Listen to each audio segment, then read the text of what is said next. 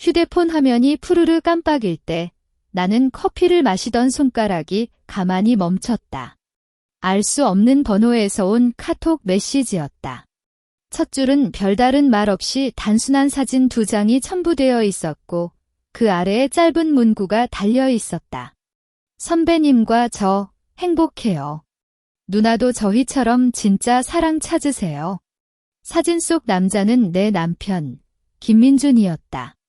스타일리시한 정장을 입은 채로 옆 여자에게 팔을 감싸고 그녀의 볼에 키스를 하고 있는 모습이 고화질로 찍혀 있었다. 여자는 민준이 회사에서 맡아서 키워준 신입사원 이수진이었다. 얼굴에는 달콤한 미소가 가득했고 민준이의 어깨에 기대고 있는 모습은 마치 오래된 연인처럼 자연스러웠다. 나는 사진을 확대해서 다시 보았다.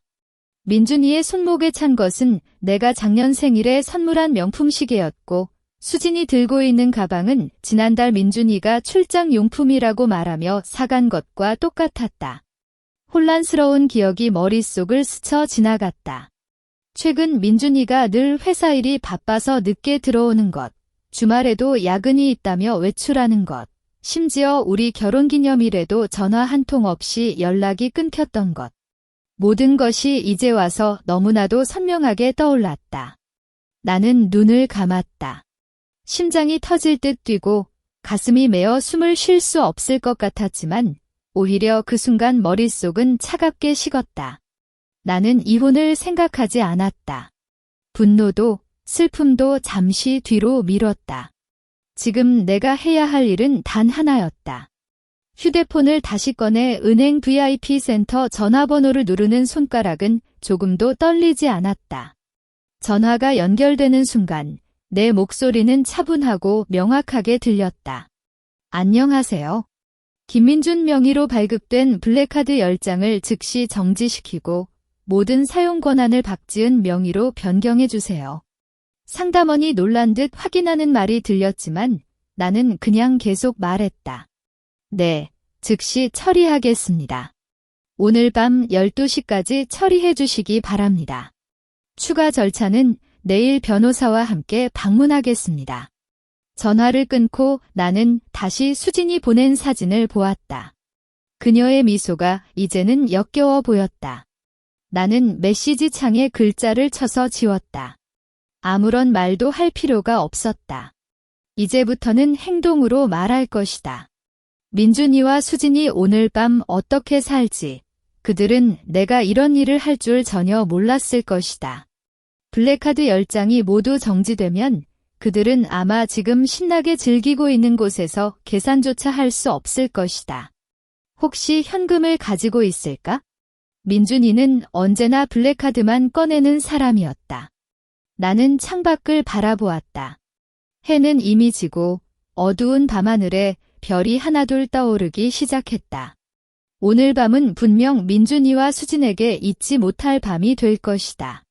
나는 그들의 반응이 너무나 궁금했다. 은행에서 오후 8시까지 모든 카드 정지 절차를 완료하겠다는 확답을 받은 뒤 나는 휴대폰을 카드 지갑에 넣고 거실 소파에 앉았다. 커피는 이미 식었지만 그냥 마시는 대로 입안에 차가운 맛이 퍼졌다.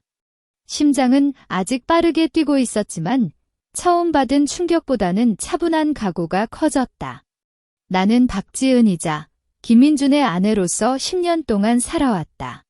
결혼 초에는 민준이와 함께 사무실을 차려가며 어렵게 시작한 사업이 지금은 중견기업으로 성장할 만큼 노력했다. 그동안 나는 직장을 그만두고 집안일과 사업 뒷바라지를 맡았으며 민준이의 모든 재산 관리도 내가 책임졌다. 블랙카드 10장은 사업 관계자와의 은혜를 갚거나 필요한 지출을 위해 발급한 것이었는데 이제 그 카드들이 그의 배신을 위해 쓰였다는 생각이 아찔했다. 벨소리가 울릴까? 나는 시계를 자주 보았다. 평소라면 이 시간쯤 민준이가 오늘도 수고했어라며 나를 안고 들어오는 시간이었지만 오늘은 그런 기대조차 없었다. 수진이 보낸 사진 속 배경이 호텔 룸인 것 같았다. 화려한 색감의 벽지와 침대 헤드보드가 눈에 확 띄었기 때문이다.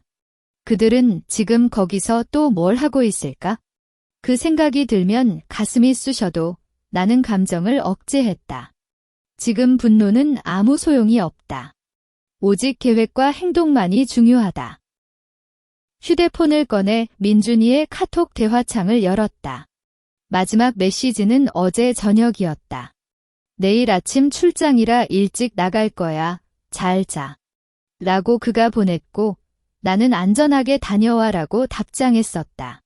그때 그는 이미 수진이와 함께 있었을지도 모른다는 생각이 섭섭했다. 나는 대화창에 아무것도 쓰지 않고 그냥 바라보았다. 이제는 필요 없는 관심이었다. 약 9시쯤 은행에서 문자가 왔다. 김민준님 명의 블랙카드 10장 정지 처리 완료되었습니다. 이후 재발급 및 권한 변경은 당사 영업점에서 본인 확인 후 진행하셔야 합니다. 문자를 본 순간 나는 가볍게 한숨을 쉬었다. 첫 단계는 성공적으로 마쳤다. 이제 민준이가 카드를 쓰려 할 때마다 거절 메시지가 뜰 것이다.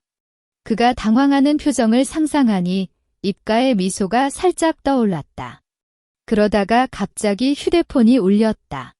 민준이의 번호였다. 나는 잠시 고민했다. 받을까 말까. 하지만 지금은 아직 이야기할 때가 아니다.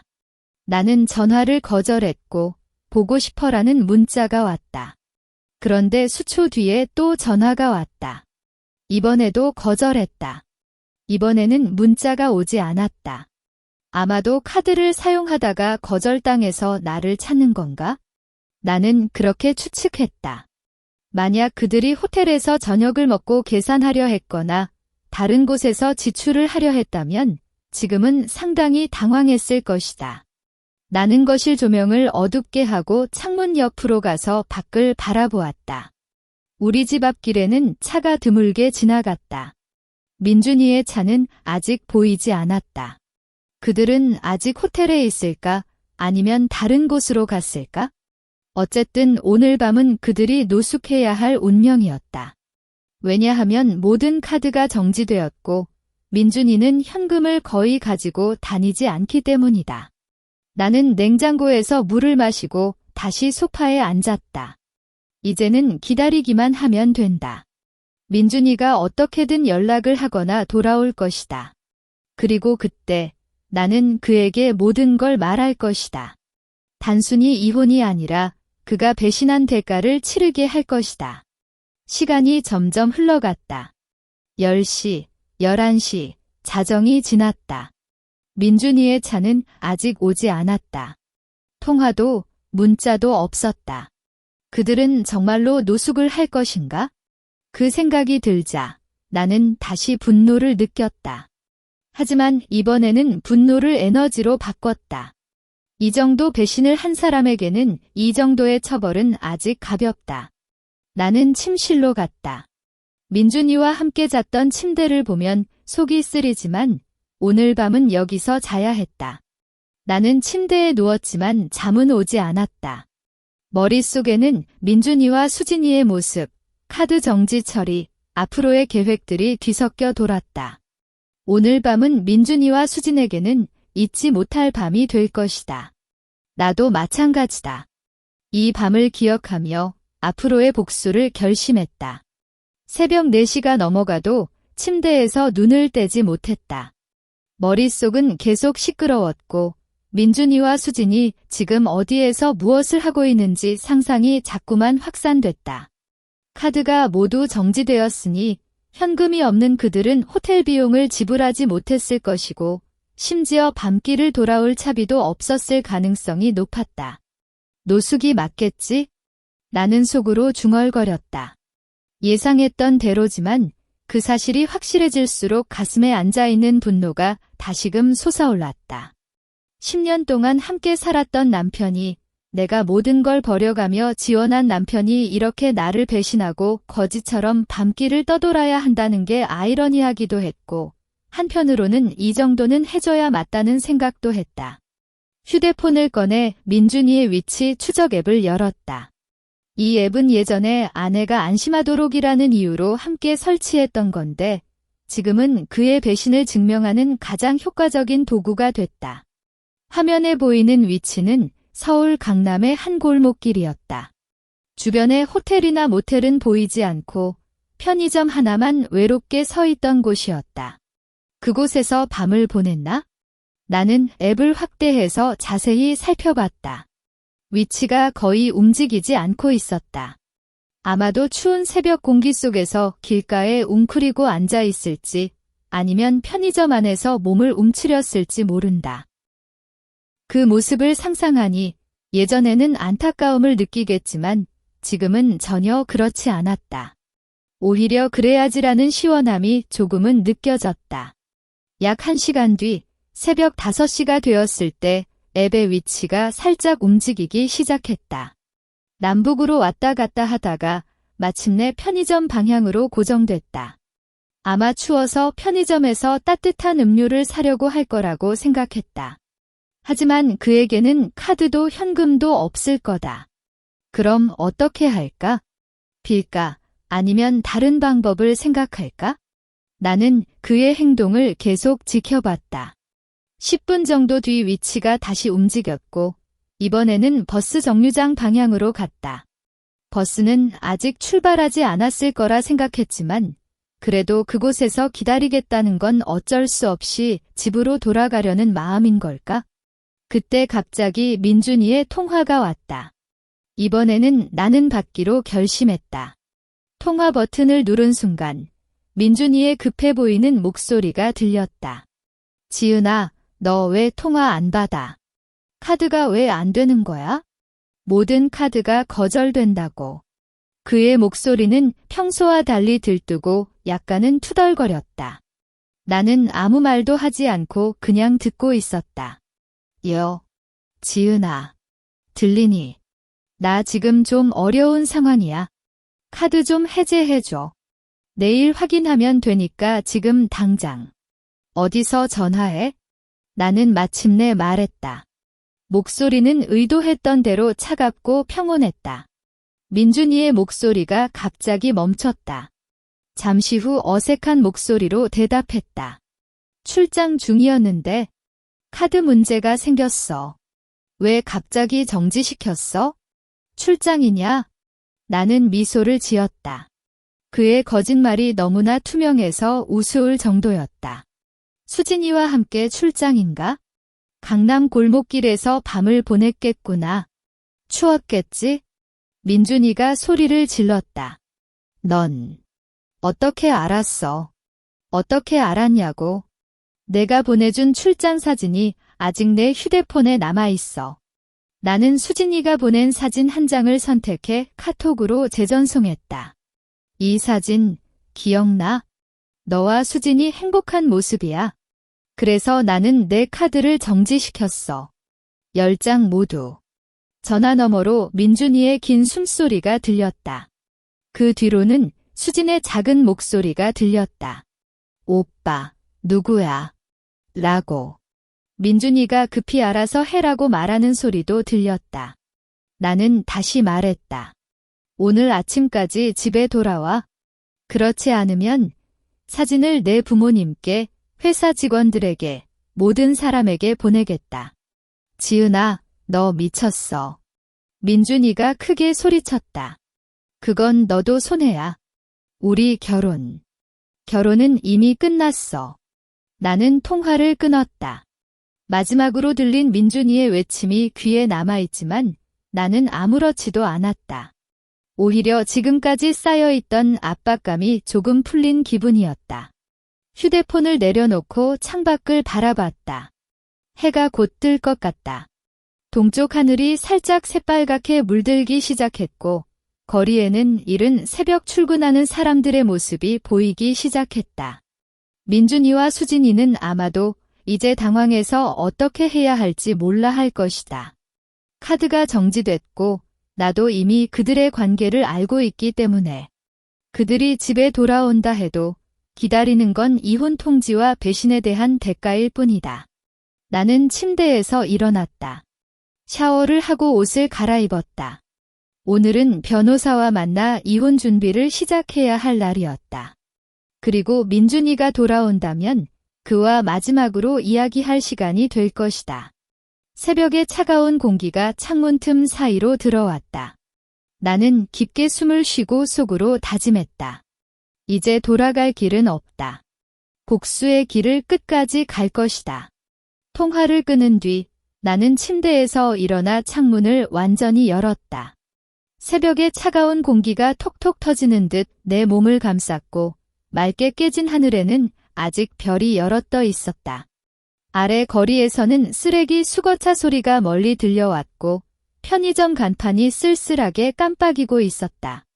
민준이의 위치 추적 앱은 여전히 버스 정류장 근처에 고정되어 있었고 이는 그들이 아직도 길가에서 허둥대고 있음을 의미했다. 나는 화장실로 가서 세수를 했다. 차가운 물로 얼굴을 적시니 잠시 멍했던 머릿속이 좀 더 선명해졌다. 거울 속 내 얼굴은 약간 창백했지만 눈동자는 예전보다 훨씬 날카로워 보였다. 10년 동안 김민준의 아내라는 이름으로 살아온 나는 어젯밤까지는 존재하지 않았다. 이제부터는 박지은으로, 혼자서도 잘 살아갈 수 있는 박지은으로 다시 태어나야 했다. 휴대폰의 변호사 번호를 누르는 손가락은 흔들리지 않았다. 변호사는 나와 민준이의 사업을 함께 관리해온 사람으로 내가 어떤 상황인지 말하기 전에도 이미 대충 짐작할 만한 사람이었다. 전화가 연결되자 나는 길게 말대꾸하지 않고 핵심만 던졌다. 민준이가 내연녀와 함께 있다. 증거는 이미 확보했고 블랙카드 10장은 모두 정지시켰어. 오늘 아침 만나서 이혼 소송과 재산 분할 계획을 세워야 해. 변호사는 잠시 침묵한 뒤 차분한 목소리로 답했다. 알겠다. 오전 10시에 사무실에서 기다릴게. 필요한 증거물은 모두 가져오고 민준이의 최근 재산 움직임에 대한 자료도 미리 준비해둘게. 고마워. 나는 전화를 끊고 변호사에게 카톡으로 수진이 보낸 사진을 전송했다. 사진 속 민준이의 미소가 이제는 더 이상 나를 아프게 하지 않았다. 오히려 이 사진들이 앞으로 재산 분할에서 나에게 유리한 무기가 될 것이라는 생각이 들었다. 나는 옷장을 열었다. 민준이와 함께 산 커플 코트나 그가 선물한 드레스들은 모두 뒤로 미루고 가장 단정한 정장 스타일의 옷을 꺼냈다. 이제 눈물 흘릴 시간도 슬퍼할 시간도 없다. 오늘부터는 전쟁이다. 상대는 나의 남편과 그의 내연녀. 그리고 나는 반드시 승리해야 한다. 옷을 갈아입고 거실로 나왔을 때 휴대폰이 다시 울렸다. 이번에는 민준이의 번호가 아니었다. 수진이의 번호였다.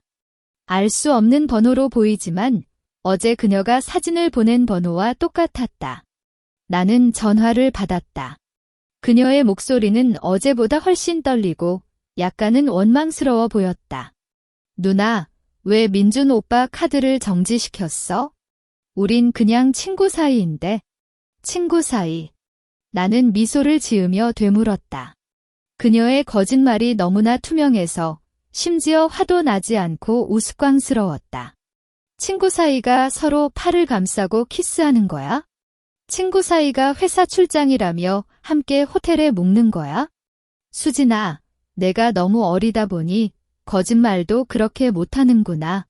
수진이가 전화 너머에서 소리를 질렀다. 그건 사진 찍는 거잖아. 누나가 너무 오해하고 있어? 오빠가 누나를 정말 사랑하는데? 그럼 지금 오빠와 함께 어디서 뭐 하고 있니? 나는 차갑게 끊었다. 길가에서 추워서 떨고 있지? 현금도 없고 카드도 안 되니까 버스비도 못 내고 있지? 그게 바로 너희가 나에게 배신한 대가야. 박지은 누나. 수진이 크게 소리쳤지만 나는 통화를 끊었다. 그리고 그녀의 번호를 블랙리스트에 추가했다. 더 이상 그녀와 말할 필요도 없다. 이제부터는 행동으로 모든 걸 증명할 것이다. 나는 거울 앞에서 립스틱을 발랐다. 붉은색 립스틱이 창백한 내 얼굴에 생기를 불어넣었다. 거울 속 나는 이제 복수를 결심한 여자로 어떤 어려움이 닥쳐도 두려워하지 않을 여자로 보였다. 휴대폰의 위치 추적 앱을 다시 확인했다. 민준이의 위치가 드디어 움직이기 시작했다. 집 방향으로 오고 있었다. 아마도 수진이와 함께 걸어오고 있을 것이다. 버스비도 못 내니 다른 방법은 없을 테니까. 나는 거실 소파에 앉아서 차를 끓였다. 차 한 잔을 마시고 민준이와 수진이 문 앞에 나타날 때까지 기다리기만 하면 된다. 이제는 감정에 휩쓸리지 않고 차분하게 모든 걸 말할 것이다. 그리고 그들이 내 앞에서 눈을 휘둥그레 뜨는 모습을 나는 이미 상상하고 있었다. 민준이와 수진이 문 앞에 나타났을 때 나는 거실 소파에 앉아 차를 마시고 있었다. 현관문 벨이 울렸을 때의 소리가 평소보다 훨씬 거칠게 들렸고 그 뒤로는 민준이의 짜증 섞인 외침이 들려왔다. 지은아, 문 열어. 대체 뭐가? 나는 천천히 일어나 현관문을 열었다. 그리고 그 순간 두 사람의 모습을 보고 입가에 미소가 살짝 떠올랐다. 민준이는 평소처럼 멋진 정장을 입고 있었지만 옷깃은 더러워지고 주름져 있었고 머리카락은 헝클어져 마치 밤을 새운 듯 보였다. 얼굴은 추위 때문인지 빨갛게 달아올라 있었고 눈 밑에는 짙은 다크서클이 자리 잡고 있었다. 그리고 그 옆에 서 있는 수지는 짧은 원피스에 가벼운 가디건만 걸치고 있었고 발에는 하이힐이 아닌 민준이의 슬리퍼를 신고 있었으며 그녀의 얼굴은 창백하고 입술은 떨리고 있었다. 두 사람의 발밑에는 짐 하나도 없었고 그냥 손에 핸드폰만 쥐고 서 있을 뿐이었다. 뭐야, 이게. 민준이가 문을 열자마자 소리쳤지만 나는 그의 말을 가로챘다. 들어와. 춥지. 나는 다시 소파로 돌아가 앉았고 두 사람은 어색하게 현관에 서서 나를 바라보았다. 수지는 나를 보자마자 고개를 숙였고 민준이는 얼굴에 짜증과 당황이 뒤섞인 표정을 지었다. 카드 왜 갑자기 정지시켰어? 민준이가 거실로 들어오며 소리쳤다. 내가 어젯밤에 정말 출장이었는데 카드가 안 되니까 계산도 못하고. 너 대체 뭐가 문제야? 출장. 나는 차를 한 모금 마시며 천천히 말했다. 출장이면 수진이와 함께 호텔에 있었어. 출장이면 이 사진을 왜 보내준 거야? 나는 휴대폰을 꺼내 수진이가 보낸 사진을 화면에 보여주었다. 민준이의 눈이 순식간에 커졌고 수진이는 갑자기 소리를 지르며 말했다. 누나, 그건 착각이에요. 우리는 그냥. 착각이면 왜 오늘 아침까지 집에 안 왔어? 나는 수진의 말을 가로막았다. 카드가 모두 정지되니까 현금도 없고 버스비도 못 내서 강남 골목길에서 밤을 새운 거지? 추웠겠네. 편의점에서 따뜻한 커피도 못 마셨겠네. 민준이의 얼굴이 순식간에 창백해졌다. 그는 내가 그들의 위치를 알고 있다는 사실을 깨달았던 모양이었다. 너, 내 위치 추적했어? 그래. 내가 아내가 안심하도록 설치해준 앱이 유용하게 쓰였어. 나는 미소를 지으며 말했다. 10년 동안 내가 내 모든 재산을 관리하고 내 사업을 뒷바라지하고 내 모든 카드를 내가 발급해줬잖아. 그 카드로 내가 내연녀와 데이트하고 호텔에 묵고 선물을 사주는 거라면 나는 언제든지 그 카드를 정지시킬 수 있는 권리가 있지? 민준이가 뒤로 물러서며 벽에 기대었다. 그의 눈에는 충격과 당황이 가득했고 수지는 눈물을 흘리며 민준이 뒤로 숨었다. 지은아, 미안해. 나는 정말. 미안하다는 말은 이제 필요 없어. 나는 차컵을 테이블에 내려놓으며 말했다. 오늘 아침 변호사와 만나서 이혼 소송 준비를 할 거야. 그리고 내가 이 사업에 투자한 돈은 모두 내가 벌어온 돈이니까 재산 분할에서는 너에게 아무것도 주지 않을 거야. 민준이의 눈이 더욱 커졌다. 그는 마치 믿을 수 없다는 듯 나를 쳐다보았다. 이혼, 재산 분할. 너 정말 미친 거야? 우리 10년 동안 나는 내 아내로서 살았고 너는 나를 속이고 내연녀와 함께 살았어. 나는 차분하게 말했다. 그래서 이제 끝이야. 오늘 안에 내 짐을 정리하고 이 집을 나가. 이 집도 내 이름으로 등기되어 있으니까 너에게는 아무 권리도 없어. 민준이가 입을 떡 벌리고 나를 바라보았다. 그의 눈에는 충격과 공포가 가득했고 수지는 이미 눈물을 터뜨리고 있었다. 두 사람의 모습을 보며 나는 다시 한번 생각했다. 이것이 바로 배신한 자가 받아야 할 대가다. 민준이가 벽에 기대어 입을 떡 벌린 채로 나를 쳐다보는 동안 수지는 그의 뒤에서 소리 없이 눈물을 흘리고 있었다. 거실의 공기는 얼어붙을 듯 차갑고 오직 수진의 흐느끼는 소리만이 방 안을 맴돌았다. 나는 소파에 등을 대고 두 사람을 바라보았다. 한때 내가 사랑했던 남편, 한때 내가 친하게 지내자고 손을 내밀었던 후배. 이제 두 사람은 모두 나에게 가장 큰 배신을 저지른 사람들이었다. 지은아, 이게 뭐야? 민준이가 마침내 목소리를 냈다. 그의 목소리는 떨리고 예전의 자신감은 하나도 없었다. 우리가 10년 동안 함께 겪은 거 다 잊어버린 거야? 이 사업도 우리 둘이서. 사업은 내가 처음부터 함께 만들었어. 나는 가볍게 웃으며 말을 끊었다. 내가 대표로 있을 때 나는 밤을 새워 계약서를 검토하고 거래처와 술자리에서 허리를 굽혀가며 일했어. 내가 출장이라며 수진이와 데이트할 때 나는 회사에서 직원들의 급여를 정산하고 부모님께 안부를 전했어. 이 사업, 이 집, 심지어 내 손목에 찬 시계까지 모두 내가 준 것인데 너는 그걸 가지고 나를 속였으니까 이제 모두 내게 돌아와야 한다. 수진이 갑자기 민준이의 팔을 붙잡고 소리쳤다. 오빠, 누나가 너무해. 우리는 진짜 사랑하는데? 사랑은 잘못이 아니잖아. 사랑. 나는 그녀의 말에 크게 웃었다. 내가 말하는 사랑이란 남의 남편을 빼앗고 그의 아내에게 도발적인 사진을 보내는 거야? 내가 지금 들고 있는 가방, 내가 매일 바르는 립스틱, 심지어 내가 회사에서 받는 특별 보너스까지 모두 민준이가 내 카드로 사준 거잖아. 그 카드가 내가 정지시켰으니 이제 내가 쓸 돈 하나 없을 거야. 그게 내가 원한 사랑이야? 수진의 얼굴이 순식간에 창백해졌다. 그녀는 내 말에 아무런 반박도 할 수 없었다. 그녀가 민준에게 받은 모든 것은 결국 내가 벌어온 돈이었고 이제 그 흐름이 완전히 끊겼다는 사실을 깨달았던 것이다. 민준이 수진을 밀쳐내고 내 앞으로 다가왔다. 그의 눈에는 분노와 절망이 뒤섞여 있었다. 박지은, 너 정말 이렇게 할 거야? 나를 파산시키고 싶어? 파산은 내가 스스로 선택한 길이야. 나는 차분하게 말했다.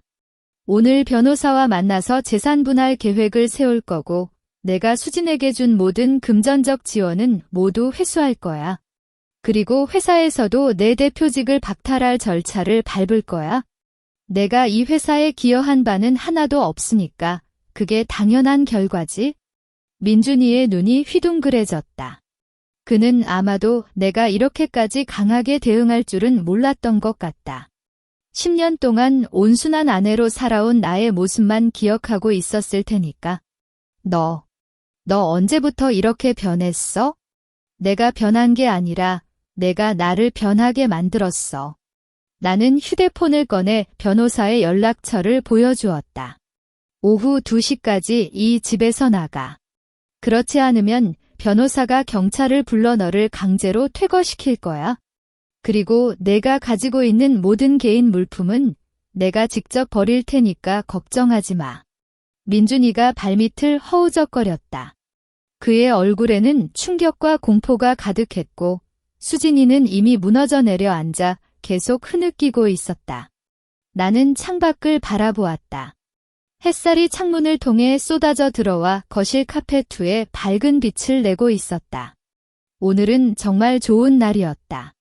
내가 다시 혼자서 하지만 더 강하게 살아갈 수 있는 새로운 시작이 열리는 날이었다. 민준이가 발밑을 허우적거리는 동안 수진이는 바닥에 앉아 소리 없이 눈물만 흘리고 있었다. 거실 시계는 쿵쿵거리며 시간을 알렸고 오후 1시가 다가오고 있었다. 변호사가 정해준 시간은 2시였고 그 전에 두 사람이 집을 떠나지 않으면 강제 퇴거 절차를 밟을 예정이었다. 나는 소파에 다시 앉아 휴대폰을 꺼내 변호사와의 카톡 대화를 확인했다.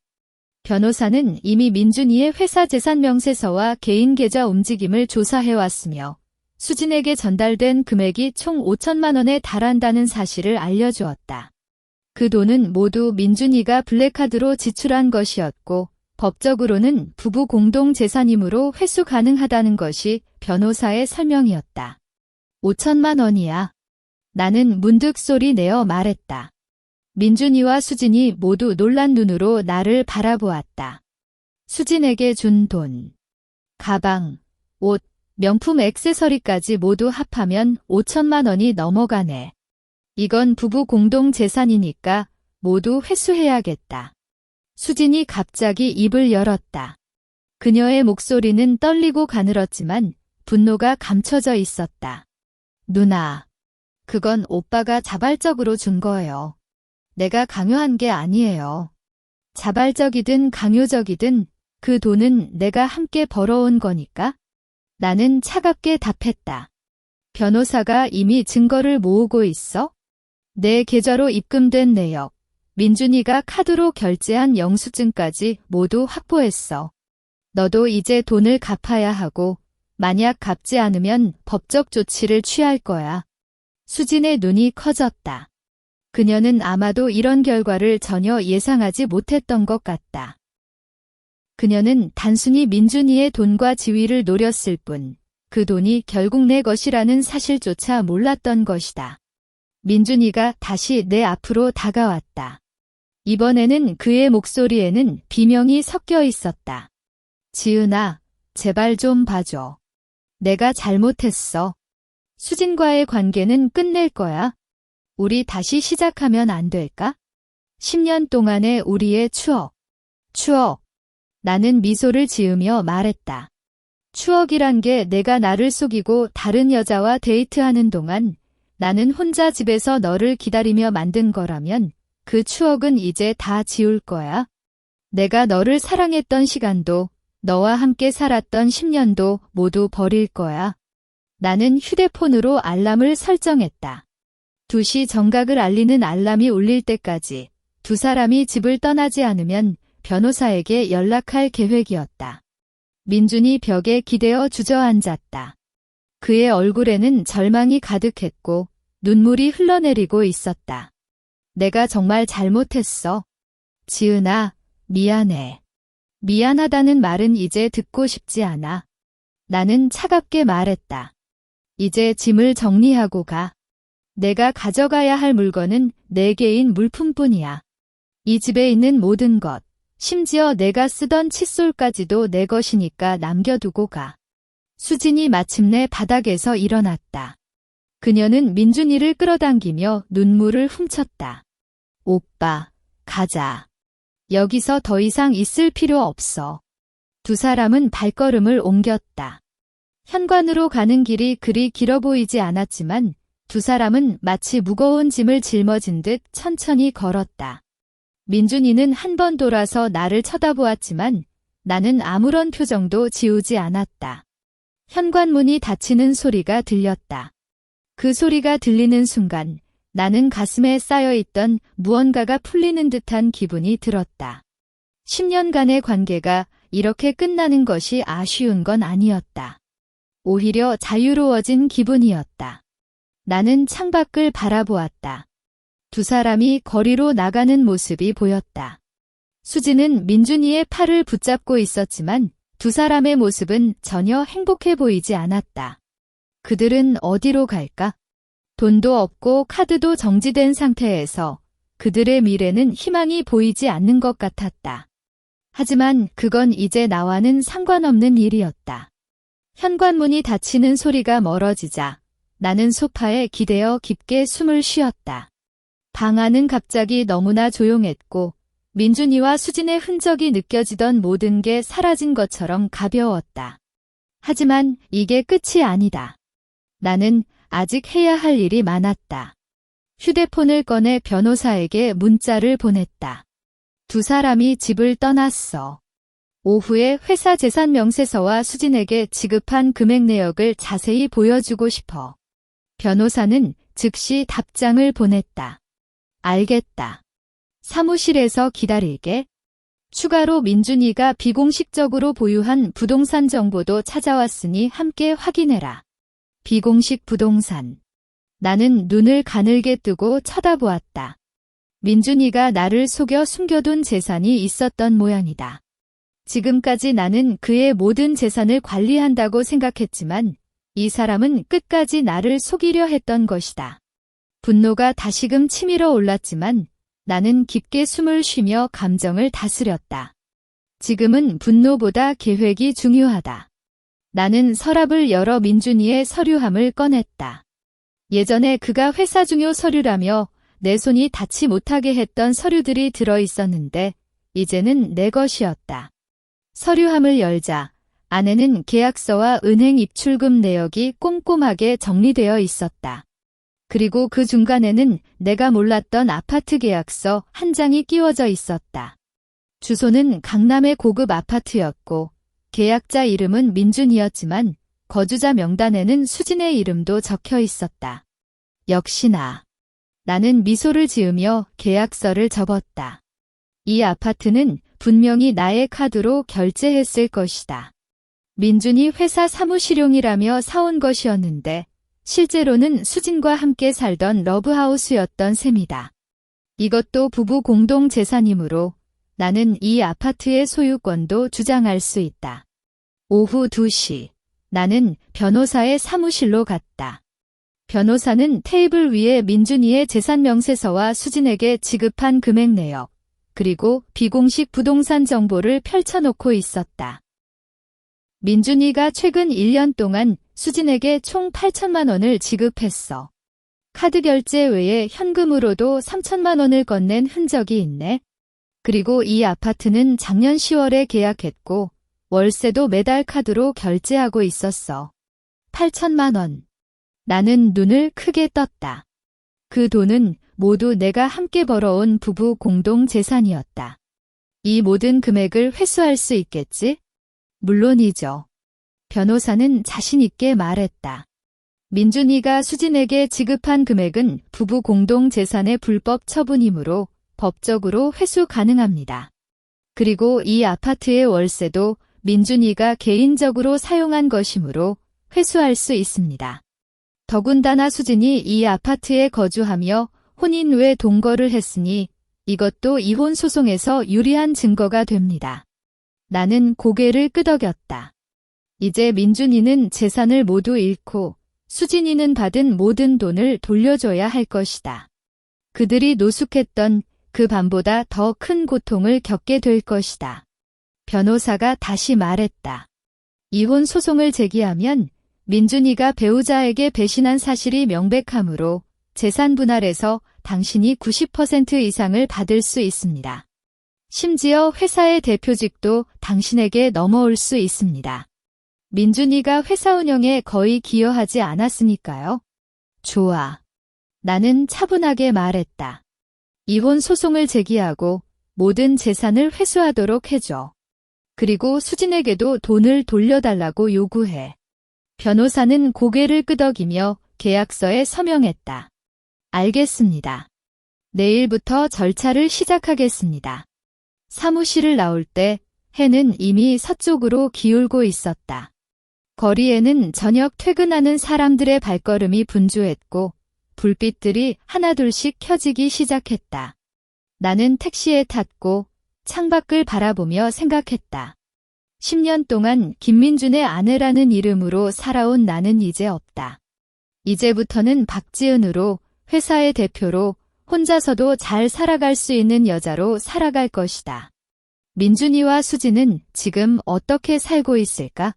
돈도 없고 집도 없고 심지어 이름마저 더럽혀진 상태에서. 하지만 그건 이제 나와는 전혀 상관없는 일이다. 그들이 배신한 대가를 치르는 것은 당연한 일이었다. 변호사 사무실을 나와 택시에 올랐을 때 저녁 노을이 하늘을 붉게 물들이고 있었다. 창밖을 스쳐 지나가는 사람들의 웃는 얼굴이 보였지만 나는 그저 조용히 바라보기만 했다. 이제 나에게는 웃을 시간도 슬플 시간도 없다. 남은 일들을 마무리하는데 모든 에너지를 쏟아야 했다. 택시가 집 앞에 도착했을 때 현관 앞에 놓인 소포 하나가 눈에 띄었다. 보내는 사람은 민준이의 어머니였다. 나는 소포를 들어 올렸고 가벼운 무게에 혹시나 하는 마음에 집안에서 개봉했다. 안에는 민준이가 어렸을 때 입었던 옷과 함께 손편지 한 통이 들어 있었다. 지은아, 민준이가 잘못했어. 하지만 그래도 10년 동안 함께한 사이니까 좀 봐주라. 우리 가족이. 편지를 읽는 동안 나의 표정은 전혀 변하지 않았다. 민준이의 어머니는 언제나 그랬다. 자신의 아들이 잘못했어도 나에게만 양보하라고 말했던 것이다. 결혼 초기에 내가 사업을 시작할 때는 아내로서 남편을 지지해야지라고 말했고, 내가 회사에서 성과를 내면 그건 다 민준이 덕분이야라고 했던 사람이다. 나는 편지를 쓱싹 찢어서 쓰레기통에 버렸다. 어머니 말씀대로 10년 동안 함께한 사이라고 하지만 그 10년은 모두 나의 희생으로 이루어진 시간이었다. 이제 더 이상 그들의 가족과는 관계를 맺고 싶지 않다. 휴대폰이 울렸다. 회사의 부장이 전화를 걸어왔다. 대표님, 민준이 대표가 오늘 하루 연락이 없어서 걱정이 되어서요. 그리고 회사 계좌에서 이상한 출금 내역이? 민준이는 이제 회사와는 관계없어요. 나는 차분하게 말했다. 내일부터 저희 변호사가 회사에 와서 계좌 정리와 대표직 변경 절차를 진행할 거예요. 직원들에게 알려주세요. 부장이 놀란 목소리로 확인하는 말을 했지만 나는 그냥 전화를 끊었다. 민준이가 회사에서 한 행동들이 이제 모두 밝혀질 것이다. 그는 회사 계좌에서 돈을 빼내 수진에게 주었고 거래처와의 계약을 망치며 자신의 이익만 챙겼던 것이다. 이제 그 모든 것을 고쳐야 한다. 밤이 깊어갈수록 나는 집안의 물건들을 하나씩 치우기 시작했다. 민준이가 사용했던 칫솔, 면도기, 옷들. 그의 흔적이 담긴 모든 것들을 쓰레기 봉지에 담았다. 10년 동안 함께 써온 커플잔도 함께 산 사진들도 모두 버렸다. 이 집은 이제 나만의 공간이다. 그의 흔적 하나도 남기고 싶지 않다. 그러다가 서랍 속에서 민준이가 내 생일에 선물한 목걸이 하나가 나왔다. 목걸이에는 우리 두 사람의 이름이 새겨져 있었다. 예전에는 이 목걸이를 보면 행복했지만 이제는 그저 역겹기만 하다. 나는 목걸이를 집어들고 창밖으로 던졌다. 목걸이가 길가에 떨어지는 소리가 들렸지만 나는 전혀 신경 쓰지 않았다. 모든 것을 치우고 나는 소파에 앉았다. 방 안은 깨끗하게 정리되어 마치 새 집처럼 보였다. 휴대폰을 꺼내 변호사에게 문자를 보냈다. 내일 아침 9시에 회사에서 만나요. 대표직 변경 절차와 재산 회수 계획을 마무리해야 해요. 변호사는 즉시 답장을 보냈다. 알겠습니다. 준비물은 모두 갖춰 놓겠습니다. 나는 창밖을 바라보았다. 밤하늘에는 별이 가득했고 차가운 바람이 창문 틈 사이로 들어왔다. 이제 나는 혼자이다.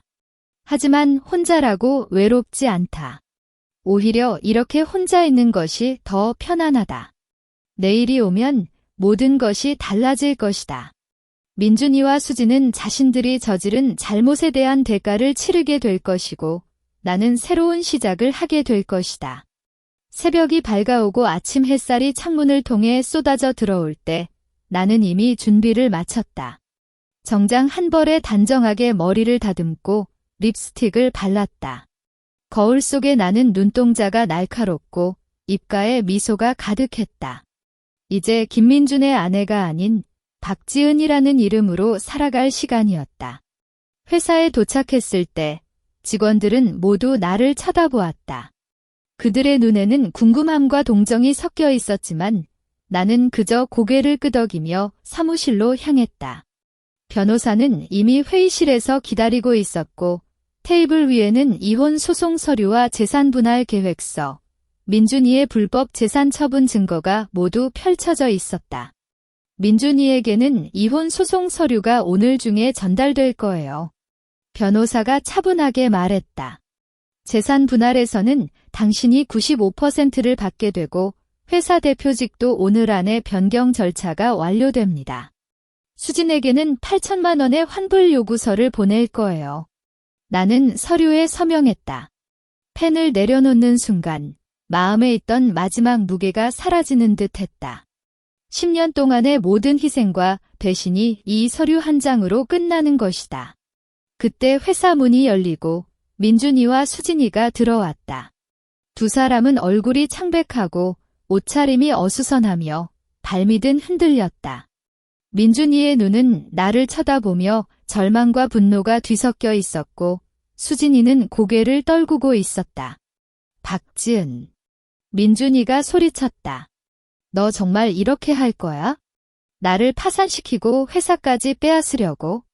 파산시킨 건 내가 스스로 한 거고 회사는 내가 함께 만들었으니 내 거야. 나는 미소를 지으며 말했다. 이혼 소송 서류를 받아. 그리고 수진에게 8천만 원을 갚으라고 전해줘. 그 돈은 내가 함께 벌어온 부부 공동 재산이니까. 수진이 갑자기 눈물을 흘리며 소리쳤다. 누나, 제발 좀 봐줘요. 제가 잘못했어요. 돈이 없는데 어떻게 갚아요?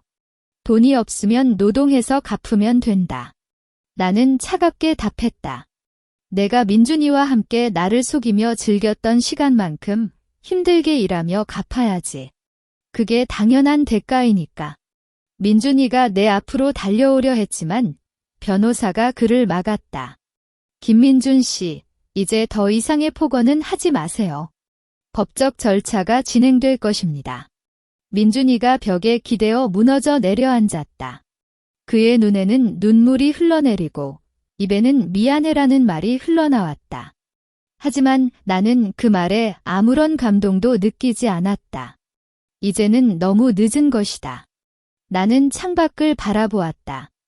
회사 앞거리에는 사람들이 분주히 움직이고 햇살은 따뜻하게 내리쬐고 있었다. 변호사가 말했다. 이제 모든 절차가 끝났습니다. 박지은 씨, 앞으로는 당신의 삶을 살 수 있습니다. 나는 고개를 끄덕였다. 이제 민준이는 재산을 모두 잃고 수진이는 빚을 갚기 위해 고생해야 할 것이다. 그들이 노숙했던 그 밤은 그들의 미래를 예고한 것이었다. 나는 회사를 나왔다. 택시에 올라타고 창밖을 바라보며 미소를 지었다. 10년 동안의 어두운 시간이 지나고 이제는 내가 원하는 삶을 살 수 있는 새로운 시작이 열렸다. 배신은 아프지만 그 아픔은 나를 더 강하게 만들었다. 이제부터는 박지은으로서 혼자서도 빛나는 삶을 살 것이다. 이야기 끝.